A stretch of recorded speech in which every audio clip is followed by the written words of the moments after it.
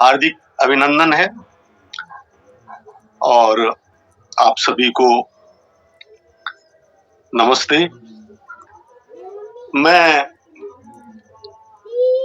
जो आज का विषय है वो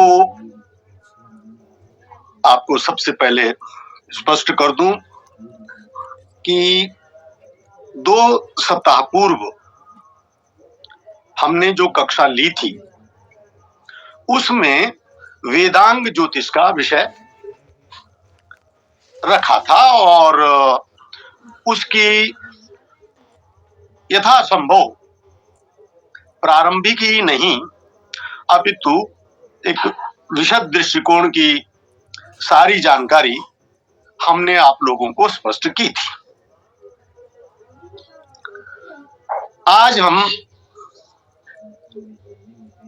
उसी विषय को या उसी विषय से जुड़ी हुई और कुछ पंचांग गणना के विषय में जो केंद्रीय बिंदु हैं उनसे जुड़ी हुई सूचनाएं आपको देने जा रहे हैं। आज का जो शिक्षण है ये एक प्रकार से सूचनाओं का शिक्षण है। ये सूचनाएं आपको गणितीय ज्ञान के बारे में और पंचांग गणना विधा के बारे में एक वास्तविकताओं से जानकार कराएंगी। तो आइए आज हम वेदांग ज्योतिष के ही वेदांग ज्योतिष जो पुस्तक वेदांग ज्योतिष है वो उसी के 2 श्लोकों से आज की कक्षा को आरंभ करेंगे। वेदाहि यज्ञार्थमभि प्रवृत्ता कालानुपूर्व्या विहितासि यज्ञा तस्मादिदं काल विधान शास्त्रम यो ज्योतिषं वेद स वेद यज्ञाम् यो ज्योतिषं वेद स वेद यज्ञाम् माघ शुक्ल प्रपन्नस्य पौष कृष्ण समापिनाम् युगस्य पंचवर्षस्य काल ज्ञानं प्रचक्षते माघ शुक्ल प्रपन्नस्य पौष कृष्ण समापिनाम् युगस्य पंचवर्षस्य काल ज्ञान प्रचक्षते। ओम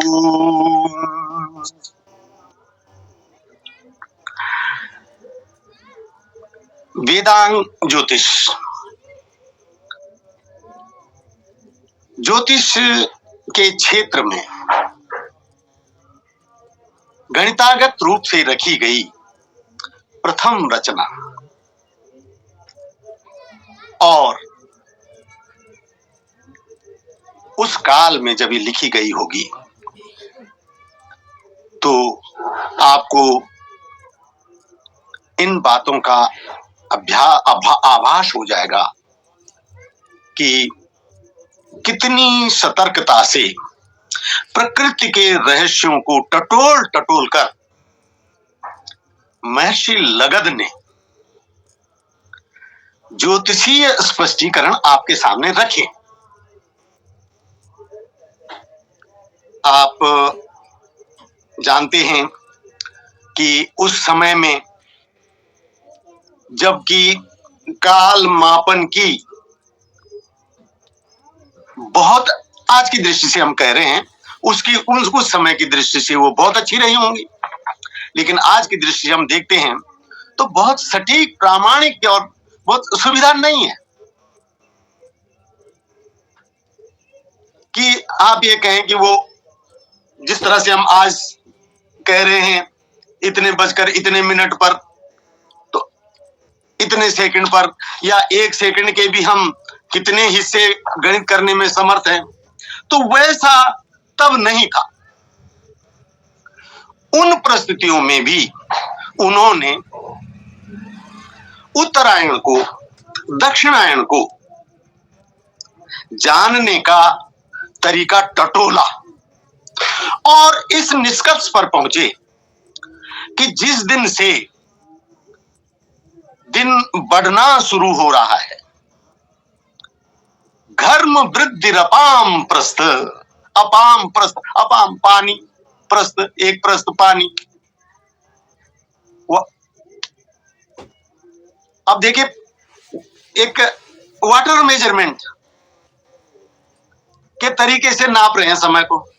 आप कभी सोचिएगा कितना घर्म वृद्धि अपाम, घर्म दिनमान, वृद्धि कैसे बढ़ रही है। अपाम प्रस्थ, एक प्रस्थ जल के मापन से दिनमान बढ़ रहा है, तो वो उत्तरायण हो गया। और छपा हराश उद्गतो, छपा रात्रि, हराश उद्गतो, ये विषय मैं पहले स्पष्ट कर चुका हूं, लेकिन छपा हराश उद्गतो, उत्तरायण में उद्गतो, जब सूर्य उद्गत हो जाता है, उत्तरायण में चलता है, तो उस समय क्या होता है, छपा हराश होता है, और वो जो है घर्म वृद्धि और दिन की वृद्धि होती है, और उसमें एक प्रस्थ का मापांक होता है। दक्षिणी तो विपर्यास, तो दोनों, कौन दोनों, दिनमान और रात्रिमान, इसलिए तो शब्द आया। दक्षिणी तो विपर्यास, कि दक्षिणायन में उनका विपर्यास, विपर्य होता है, यानी जो बढ़ रहा है वो घटना होता है, जो घट रहा है वो बढ़ना शुरू हो जाता है।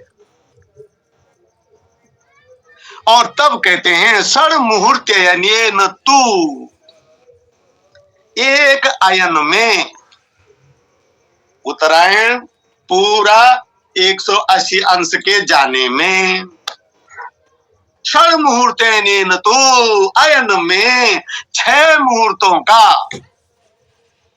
अंतर हो जाता है, रात्रिमान में और दिनमान में।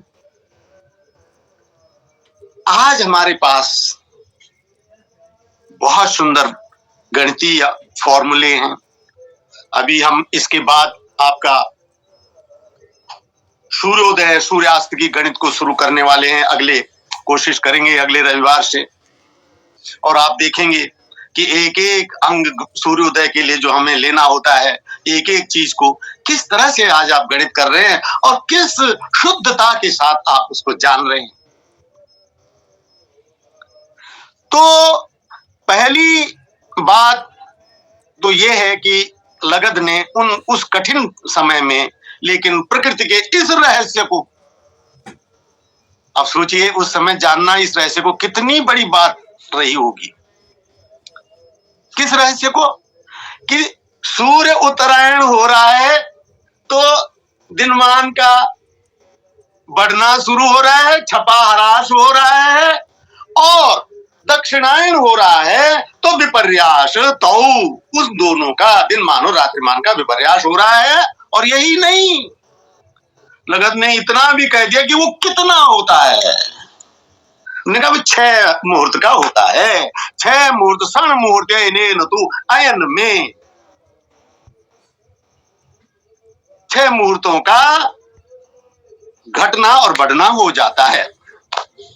तो जैसे कि मैंने आज आपको विषय दिया है सूचनाओं का, तो आज हमारे पास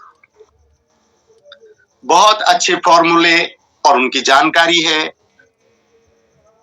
हम जो पहली जानकारी आपके सामने रखना चाह रहे हैं वो ये है कि वेदांग के अनुसार जो पंचांग बन रहा है या बनना है, उसकी सार्थकता आज के दिन में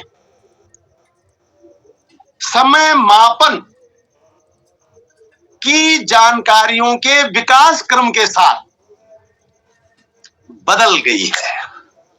और इसके लिए हमने आपको जैसे पिछली बार कहा था कि बराहमीर ने कहा है कि भाई जो सूर्य सिद्धांत है सवितरी वो श्रेष्ठ है, उसमें गणितें जो ज्यादा स्पष्ट हैं, तिथिमान, और जो वेदांग ज्योतिष की तिथियां हैं वो जो है उनमें अंतर है। तो अब आई आपके जानकारी लेने की पहली बात, और वो बात ये है कि आज हम आपके लिए एक ऐसे पुरुष की रचना लाए हैं जिसके बारे में अक्सर आपके ग्रुप में भी यदा कदा चर्चा होती रहती है, और उस महापुरुष का नाम है शिवराज कौंडिन्यायन। शिवराज कौंडिन्यायन ये नेपाल के भद्र पुरुष रहे हैं, अब नहीं है, इनका समय भौतिक जीवन का बीत गया है। और इनके पुत्र हैं जो अभी उनके गणना निर्देशों पर पंचांग निकाल रहे हैं। हमारा उद्देश्य आदरणीय कौंडिन्यायन जी या उनके पुत्र के संदर्भ से आपको विश्लेषणों को देने का नहीं है। हमारा जैसा कि हमेशा उद्देश्य रहता है और जैसा कि आज भी है, हम विषय केंद्रित बात रखते हैं, व्यक्ति केंद्रित नहीं। ये बात ध्यान रख ले। हमें तो ज्योतिष से उद्देश्य है ना, हमें गणित से उद्देश्य है। तो जो उनके अनुसार आज एकमात्र पंचांग जो मेरी जानकारी में है, एकमात्र पंचांग जो मेरी जानकारी में है वो नेपाल से प्रकाशित होता है।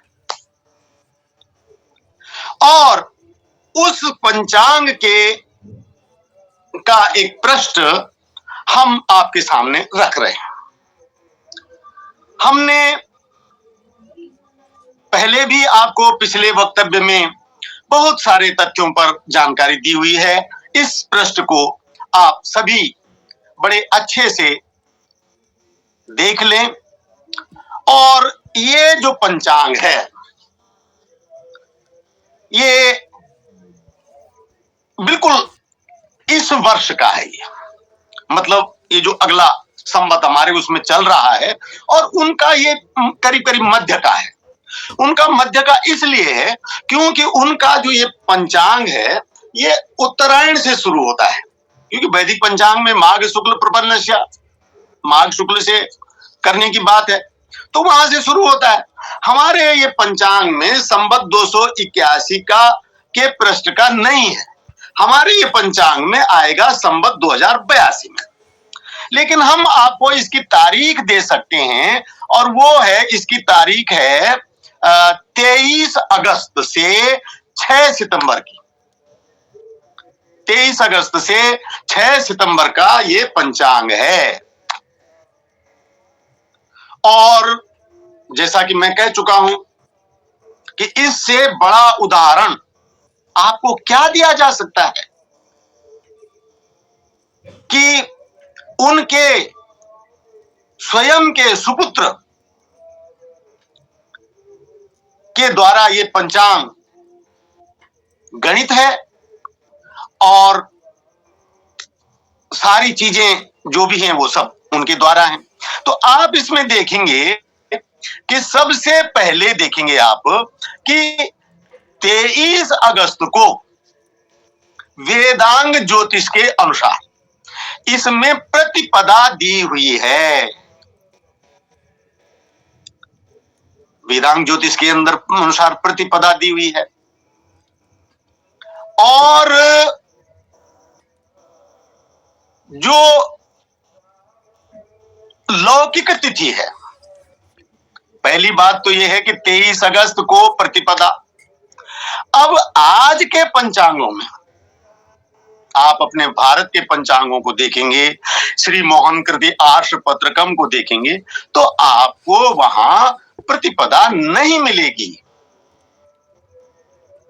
अब जानने की बात यह है कि सिद्धांत वही है कि प्रतिपदा कहां से कहां तक होती है और प्रतिपदा का होना किन ग्रहों पर आधारित है।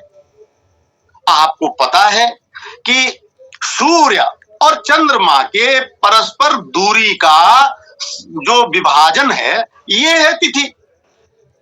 तो सवाल इस बात का है कि हम उस दिन अगर शुक्ल प्रतिपदा कह रहे हैं तो आप उस दिन अमावस क्यों कह रहे हो? कैसे हो सकता है ये कि आप उस दिन अमावस कह रहे हो? लौकिक तिथि जो है वो अमावस है और वैदिक तिथि यानी वेदांग के अनुसार वो प्रतिपदा बता रहे हो। तो अब ये उनको क्यों करना पड़ा है? ऐसा नहीं कि उन्होंने गलत कर रखा है, मैं फिर भी कह रहा हूं कि वो भी एक समन्वय को तलाश रहे। आचार्य जी जिन्होंने ये पंचांग बनाया है वो बहुत बड़े ज्योतिष विशेषज्ञ पिता के पुत्र हैं और स्वयं भी ज्योतिष के बहुत अच्छे ज्ञाता हैं, स्वाभाविक है। तो बड़ा उन्होंने ये समन्वय ढूंढने की कोशिश की है। समन्वय ढूंढने की कोशिश की है कि प्रतिपदा भी लिख दो और अमावस भी लिख दो। अब देखिए ये कैसे हो सकता है कि आप एक कारण से उसे प्रतिपदा कहें और एक कारण से उसको अमावस कहें। आप शांत होकर के कभी बिल्कुल आंख मूंद करके तटस्थ भाव से कभी इस विचार को आगे बढ़ाइए अपने सामने कि क्या ऐसा हो सकता है। बेशक उन्होंने समन्वय के लिए ऐसा लिखा हुआ है कि भाई जहां जैसा चले आपको जो मानना है वो मानो। ये हुई बात कि आपको जो मानना है वो मानो, मैं दोनों चीजें आपको दे रहा हूं। इसका अर्थ क्या हुआ? हमारे एक बहुत बड़े विद्वान हुए हैं और मैं आज आपको मेरा एक बहुत बड़ा सौभाग्य है कि ज्योतिष के 4 धुरंधर विद्वानों से मेरा संपर्क रहा है। बहुत उनमें से 2 तो ऐसे हैं कि मैं समझता हूं कि अद्वितीय, अद्भुत, इनकी प्रशंसा नहीं की जा सकती, शब्द नहीं मिलेंगे आपको उनकी प्रशंसा करने के लिए, उनके ज्ञान की प्रशंसा करने के लिए। और उनमें से एक है कश्मीरी और वो भी ज्योतिष घराने के व्यक्ति, आदरणीय अवतार कृष्ण कौल जी, जिनका मैं नाम अक्सर लिया करता हूं। उनका और मेरा बहुत बड़ा संबंध रहा है और उनको पंचांग गणित के बारे में बड़ी चिंता रहती थी और बहुत बड़ा श्रम करके वो पंचांग निकालते थे। अब उनको ये जानकारी हो गई कि ये जो पंचांग है ये गलत है, तो उन्होंने उस ढंग का भी पंचांग का समन्वय करना शुरू कर दिया जो मैं आपको दे रहा हूं।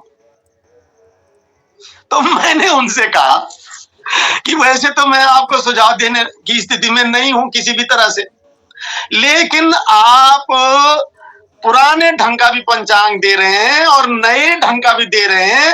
आप लोगों को न इधर का छोड़ रहे हैं ना उधर का छोड़ रहे हैं। लोग क्या कहेंगे, कैसे मानेंगे क्या सही है? तो उनको मेरी बात से कुछ लगा और मैं आज आपको ये कृतज्ञता व्यक्त कर रहा हूं कि आज मैं जो पंचांग भारत की जनता को दे पाया हूं, श्री मोहन कृति आर्ष तिथि पत्रक, इसको देने में उनका बहुत बड़ा योगदान है। उन्होंने कहा ये सब तो मेरे से अब नहीं होता, आपको करना है तो करो और नहीं तो ये विषय यहीं गया। खैर इन बातों पर मैं सिर्फ इतना बताना चाह रहा था कि उन्होंने भी भारत में ऐसी एक व्यवस्था बनाई कि वो पुराने पंचांग की भी बात कर दो, जो निरयन, जो नकारात्मक, जो अशुद्ध पंचांग है, और इनको भी दे दो जो शुद्ध पंचांग है, दोनों दे दो। अब ये तो या तो तब हो सकता है जबकि जिसको हम पंचांग दे रहे हैं वो स्वयं भी निर्णय में सक्षम हो और वो ये समझिए हमारे बराबर का ज्ञान रखता हो, और अन्यथा तो वो कंफ्यूजन में पड़ेगा। तो ठीक वही स्थिति यहां भी है। अब आप देखेंगे, आगे चलिए, आप थोड़ा सा आगे चलिए। अब ये देखिए कि इन्होंने 23 अगस्त को एक तरफ लिखा है अश्लेषा, अश्लेषा नक्षत्र लिखा है, आप देख रहे हैं, उसे राउंड कर रहे हैं हम, ये है वैदिक नक्षत्र, ये लिखा है आश्लेषा। और उसी के आगे दृक नक्षत्र लिखा है मघा। अब आप ही बताइए कि मैं क्या समझूं मैं क्या समझूं कि मुझे जिस दिन के नक्षत्र बता रखे हैं मैं आश्लेषा समझूं या मघा समझूं? और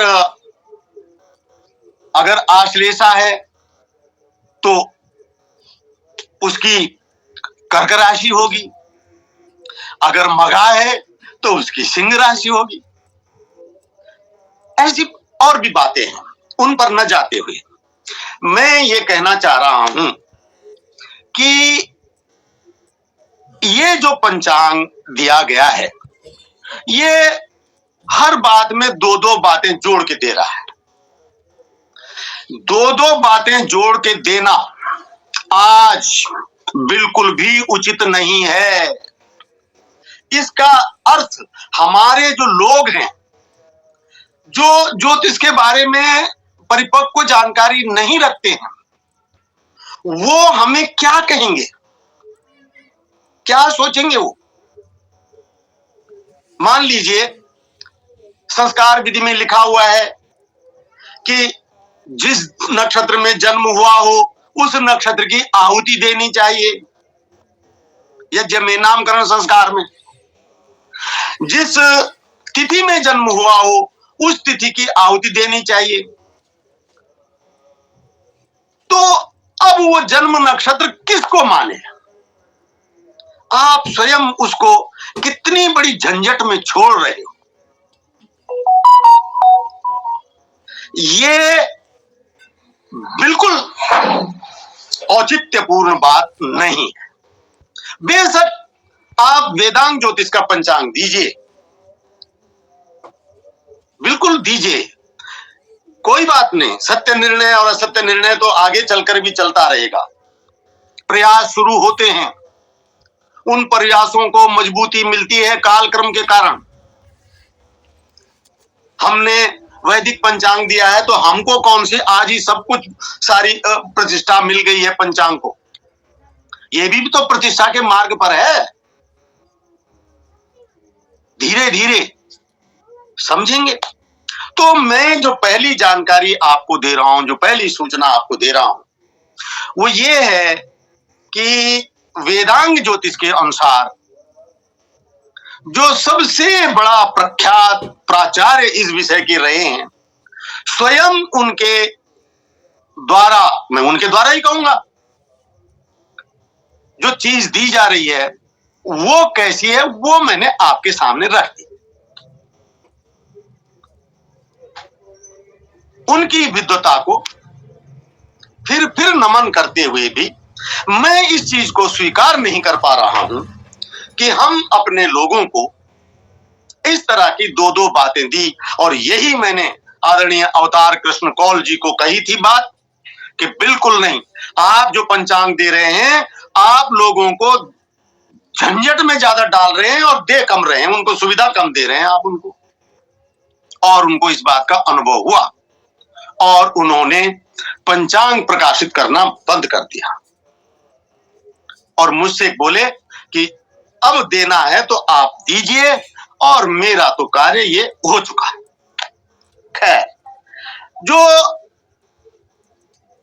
दूसरी जानकारी है वो ये है कि कहा जा रहा है कि हमारे भारत में भी वेदांग ज्योतिष पर आज लोग चलने वाले हैं कहीं कोई। तो मैं आप सबके सामने ये बात कहना चाहूंगा कि मेरी जानकारी में भारत में ऐसा एक भी पंचांग प्रकाशित नहीं हो रहा है। लेकिन ये जरूरी थोड़ी कि मेरे को जानकारी जो है तो वो बिल्कुल, अगर आप में से किसी को या मेरे इस ग्रुप में से किसी भी भद्र पुरुष को ये पता हो कि ये जानकारी मतलब ये पंचांग दिया जा रहा है, इस पंचांग पर इस तरह से लोग दे रहे हैं, चल रहे हैं, तो ठीक है। तब उस पंचांग की एक बात तब भी कह रहा हूं कि तब उस पंचांग का और इन जो आजकल हम दे रहे हैं पंचांग, जो दृक पंचांग, वेदशालाओं से जो स्थितियां प्राप्त हो रही हैं, उन स्थितियों के आधार पर हम जो पंचांग बना रहे हैं, तब उन पंचांगों का और इन पंचांगों का वैश्लेषिक अध्ययन हम आपके सामने रखेंगे, ताकि हम अपने आप को ये न समझ सकें कि हमने एक सत्य का, एक सूचना का तिरोहन किया है, उसको अनदेखा रखा है। न ये बात आपको मिलेगी और न ये बात हमारे ज्ञान में रहेगी। तीसरी बात, अब तीसरी सूचना दे रहा हूं कि जो संपात और अयन बिंदु हैं,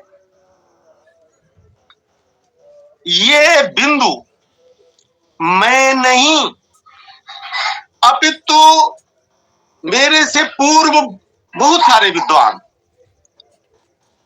और उनसे पूर्व हमारे सिद्धांत ग्रंथ और उससे भी पूर्व हमारे वेद हमको ये स्पष्ट निर्देश दिए हुए हैं।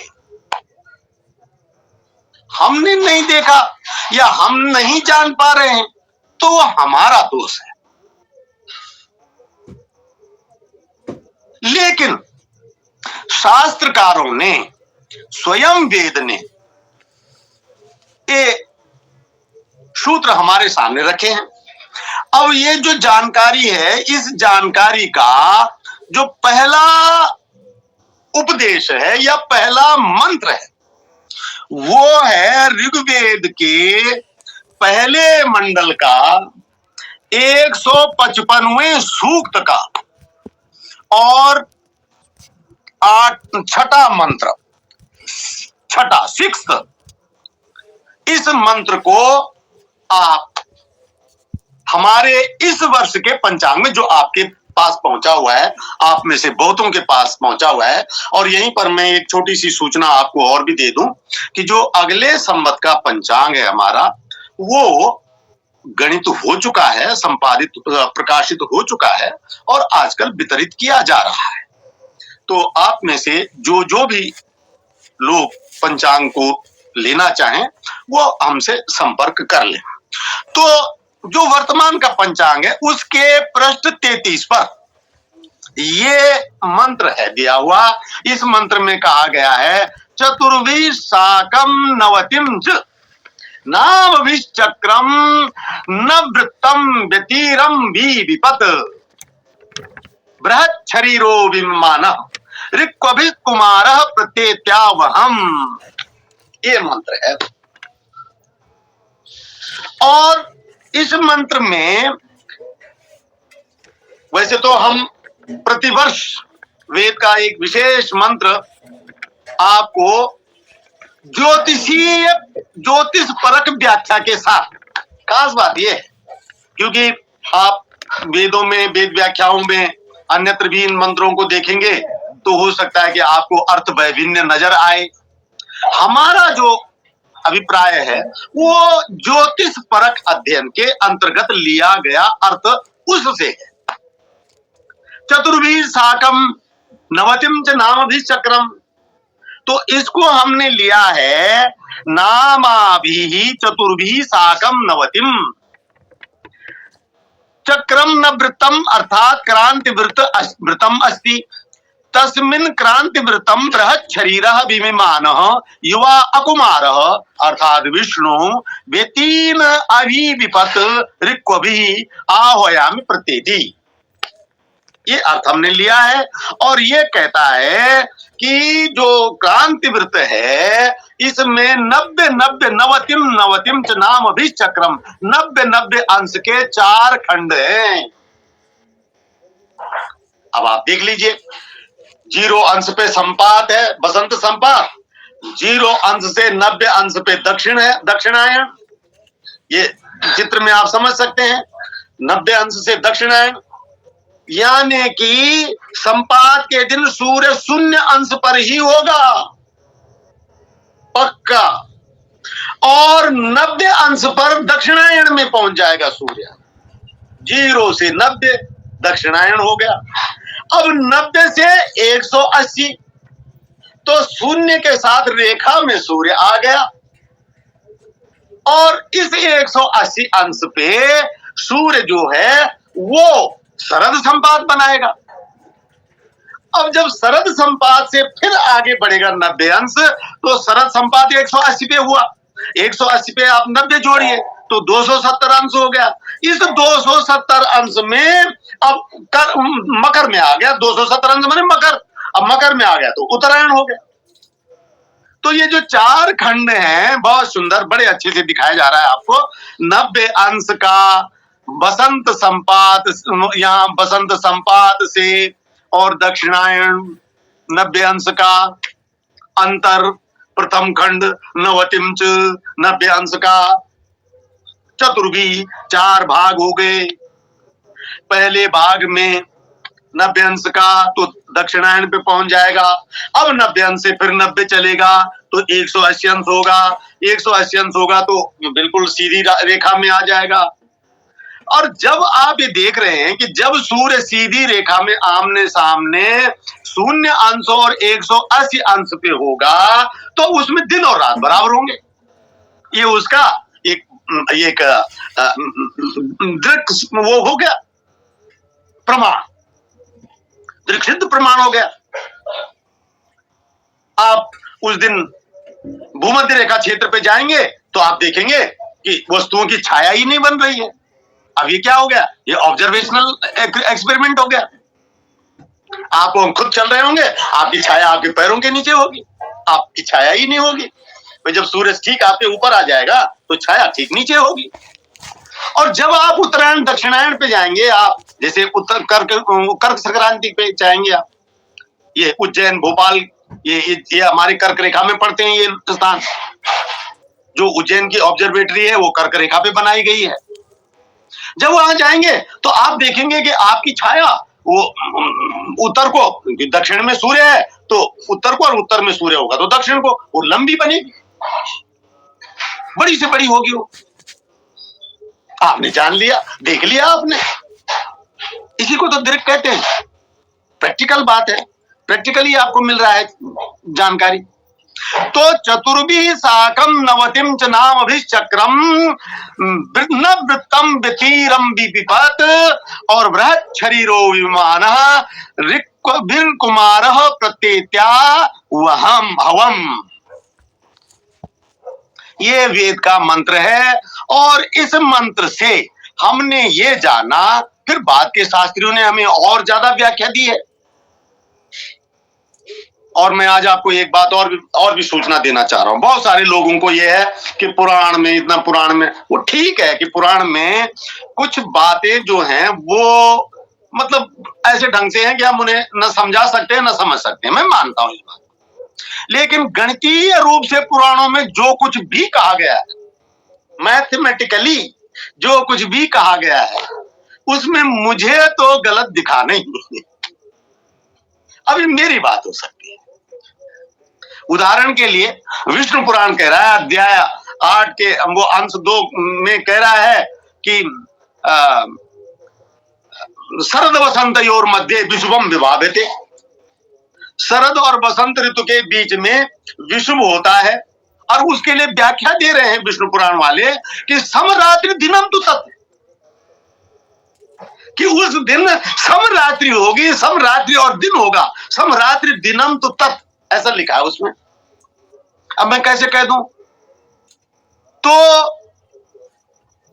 आप चाहे सिद्धांत ग्रंथों में देखें, गणितीय तौर पर, तो भ्रामकता में कहीं कोई बात नहीं लिखी गई है। हाँ, फिर धीरे धीरे धीरे धीरे वर्तमान समय में बहुत सारी बातें जुड़ गई और पंचांग कहां से कहां के लिए किस दिशा में चले गए। तो पहली जो जो सूचना मैंने आपको दी है वो दी है कि वैदिक मार्गदर्शन में हमको संपात और अयनों से जोड़कर ही ऋतु व्यवस्था को लेने की बात कही गई है। और जो पंचांग आपको ऋतु व्यवस्था के साथ जानकारी नहीं देता, जो पंचांग आपको ऋतु व्यवस्था के साथ मास व्यवस्था, पक्ष व्यवस्था और तिथि व्यवस्था नहीं देता, वो पंचांग नहीं है, पंचांग के नाम पर एक व्यर्थ प्रयास है। आप में से किसी भी महानुभाव को उसको नहीं लेना है, नहीं चलना है उस पर। तो एक जानकारी ये हुई। अब हम आपको एक और जानकारी दे रहे हैं, क्योंकि धीरे धीरे फिर वही बात समय की। वो जानकारी ये है कि जो शास्त्रकारों ने हमें बहुत तरीके से जानकार रखने की कोशिश की है। उदाहरण के लिए ऋग्वेद के ही पहले मंडल में 189 सूक्त का 6वां मंत्र, उसमें लिखा है, बड़ा सुंदर मंत्र है और आप बहुत उच्चारण करते हैं इस मंत्र का। कोई शुभ काम ऐसा ही नहीं होता जिसमें इस मंत्र का उच्चारण नहीं होता। ओम स्वस्ति न इंद्रो वृधस्रवाः स्वस्ति न पूषा विश्ववेदाः स्वस्ति नस्तार्क्ष्यो अरिष्टनेमि स्वस्ति नो बृहस्पतिर्दधातु। ये मंत्र है। अब आप देखिए यहां, अब इस चित्र के अनुसार स्वस्ति न इंद्रो, और इंद्र जो है वो किस नक्षत्र का स्वामी है? इंद्र नक्षत्र जो चित्रा नक्षत्र का स्वामी है। देखिए कामना की गई है कि चारों तरफ से 4 स्तंभों को प्रमाण मान करके, साक्षी मान करके और कल्याण की कल्पना की गई। आपका स्वस्ति न, भगवान आपका भला हो। कौन करे भला? तब कहे इंद्रो वृधस्रवाः, वो आपका भला करे। स्वस्ति न पूषा विश्ववेदा स्वस्ति नस्तार्क्ष्यो अरिष्टनेमि स्वस्ति नो बृहस्पतिर्दधातु। तो ये जो है, ये 4 बिंदु हैं। जो पहला इंद्रो, तो इंद्र जो है वो चित्रा नक्षत्र का स्वामी।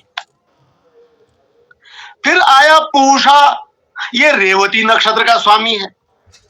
फिर आया त्रिक्ष, ये श्रवण नक्षत्र का स्वामी है, इसका विष्णु भी नाम है। और ये जो हमने पंचांग में दिए हुए हैं आप वहां भी देख सकते हैं। फिर आया बृहस्पतिर्दधातु, ये पुष्य नक्षत्र का स्वामी है। और इनको अगर आप एक गोल रेखा बना करके इनको अब आज के मान है, देखिए एक बात आप ये भी ध्यान रखें कि नक्षत्रों के जो अंश हैं ये आज जो हैं वो 2 साल बाद यही ठीक नहीं होंगे, 3 साल बाद, 4, 70-71 साल बाद बदल जाएंगे, बिल्कुल ही पूरा अंश ही बदल जाएगा। कला विकलाओं के रूप में अंतर आता रहेगा। तो आज की स्थिति में आप अब देखें तो ये पुष्य नक्षत्र 128 अंश पे, इससे बैक अगर आप करीबन 20-30 अंश जाएंगे तो 90 अंश वाला हिसाब बनता है। उसके बाद चित्रा नक्षत्र आज 204 पर है, इसे बैक जाएंगे तो 180 अंश वाला स्थिति आती है। अब उसके बाद रेवती नक्षत्र ये 20 अंश का है, इससे अगर आप उधर पीछे जाएंगे ये 270 अंश पर है, इससे पीछे 204 पे, इसे पीछे जाएंगे तो 180 के करीब आते हैं। इसी तरह से श्रवण नक्षत्र का स्वामी जिसका बृहस्पति देवता है वो आज 302 पर है, उसको भी पीछे जाएंगे तो वो देखिए आप 270 के पीछे क्यों जाएंगे। क्यों बोल रहा हूं मैं ऐसा? क्योंकि आज की जो स्थिति है ये आज की है, लेकिन जब ये मंत्र लिखा गया होगा अब उसका तो हम वो नहीं दे सकते ना। जब ये मंत्र देवता ने दिया होगा, जब ये मंत्र ऋषि के ब्रह्मांड में आया होगा, उस समय क्या स्थिति रही होगी वो हम आज इमेजिन नहीं कर सकते ना, क्योंकि हमारे पास तो आज की स्थितियां हैं। और आज की स्थितियों में भी हम देख रहे हैं कि 20-25 अंश के हिसाब से वो सही बैठ रही है। कितनी बड़ी बात है ये, आप कभी विचार करिएगा इस बात पर कि शास्त्रकारों ने ज्योतिष की उस स्थिति को, शास्त्रकार नहीं, ये तो शास्त्र साक्षात ईश्वर की विद्या है, ईश्वरीय ज्ञान है ये किसी का लिखा हुआ नहीं है, ये वेद मंत्र है, ऋग्वेद के मंत्र का प्रथम मंडल का। और वो कह रहा है स्वस्ति न इंद्रो बृहस्पतिर्वाहा स्वस्ति न पूषा विश्ववेदा स्वस्ति नस्ताक्षरो अरिष्टनेमि स्वस्ति नो बृहस्पति ददातु। अब एक और बात आपको, एक और जानकारी देता हूं कि आप यज्ञ करते हैं, हवन करते हैं, आप सबसे पहले आपने संकल्प वाचन किया, ईश्वर को साक्षी करके आपने कहा आज मैं ये कर रहा हूं। फिर आपने अग्नि का आह्वान किया, ओम भूर्भुवः स्वः ओम भूर्भुवः देवरिम भूम्ना पृथ्वी परिम्ना तस्यास्ति पृथ्वी देवी पृष्ठे अग्निमन्नात्मन्नात्याया दधे। आपने अग्नि को प्रस्थापित कर दिया। अब अग्नि को प्रतिष्ठा करने के बाद आपने 3 मंत्रों से 3 संविधाएं दी। उसके बाद आपने फिर ओम अयंतिदमात्मा जात वेदस्ते निधस्व वर्धस्व चेद वर्धया चास्मान प्रजया पशुभिर्वृक्षसेनान्नादेन समेतय स्वाहा, ये 5 आहुतियां दी। फिर जल सिंचन किया। अब आया आपका ये तक, यहां तक आप कार्यक्रम जो था आपका, ये कार्यक्रम था ये जैसे एक प्रकार की तैयारी, सज्ज करने की। अब जब यज्ञ की विशिष्ट आहुतियां शुरू हुई तो आपका जो पहला मंत्र है ये होता है ओम अग्नये स्वाहा, पहला मंत्र है। और अग्नये स्वाहा में आप यज्ञ कुंड के उत्तर भाग में और रेखा से आप आहुति देते हैं, घृत की रेखा बांधते हैं आप। अब ये क्या है, संवत्सर प्रजापति देवता, प्रजापति की का यजन शुरू हो रहा है, तो प्रजापति के 4 खास भाग हैं। अब वहां पहला भाग ये उत्तरायण, आपने ओम अग्नये स्वाहा, तो विधान दिया है ऋषि ने कि आप रेखा के रूप में यज्ञ कुंड के उत्तर भाग में आप आहुति देवें। आपने ओम अग्नये स्वाहा, और उसका स्वामी कौन है, अग्नि का स्वामी अग्नि। आप आजकल जो हम दैनिक पंचांग भेज रहे हैं उसमें दे रहे हैं, खैर मैं उस पर ज्यादा नहीं जाऊंगा क्योंकि वही बात समय वाली। वो अग्नि उसका देवता है, सूर्य देवता है। और फिर उसके बाद आप दूसरी आहुति देते हैं ओम सोमाय स्वाहा, वो देते हैं आप यज्ञ कुंड की दक्षिण भाग में, और वो भी देते हैं आप रेखा रूप में। तो ये एक दक्षिणायन के प्रति अपना संज्ञान आपको मंत्र में दिया गया है कि मानवो मनुष्यो ये ध्यान रखो, और तुम्हें आपको हर दृष्टि से ऋतुओं के प्रति और एक जानकारी में रखा गया है। फिर इसके बाद आपने देखा होगा कि अगला मंत्र है ओम प्रजापतये स्वाहा ओम इंद्राय स्वाहा, और ये दोनों जो आहुति है ये कहां दी जाती हैं, यज्ञ कुंड के मध्य में, क्योंकि संपात है ना, ये संपात की जानकारी है ना।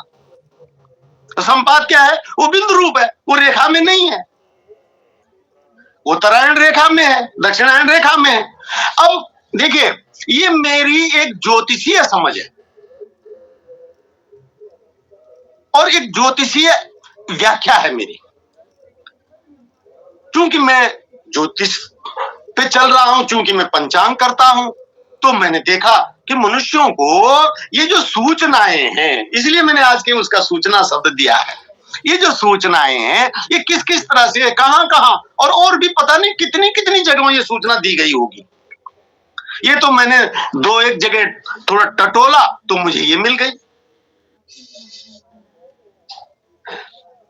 इस प्रकार से मैंने जो पिछले वक्तव्य में आपको अपनी बातें कही हैं, उन बातों के साथ चलते हुए आज के वक्तव्य को, आज के शिक्षण वक्तव्य को आपने लेना है, समझना है, और इस बात को समझना है कि आज की जो दृक गणित है वो केवल और केवल जो हमारा वेद सिद्ध गणित है, जो प्रैक्टिकली दिख रहा है, जिसको हम आसानी से ऑब्जर्व कर पा रहे हैं, उस पर आधारित है। और उस आधार पर बना हुआ पंचांग आज की तारीख में भारतवर्ष में, विश्व की जानकारी मुझे है नहीं और मैं समझता हूं कि शायद कहीं होगा भी नहीं, लेकिन भारत में श्री मोहन कृति आर्षपत्रकम ही एकमात्र पंचांग है। ये एक सूचना है, आप अपने ढंग से इसको देख सकते हैं, परख सकते हैं।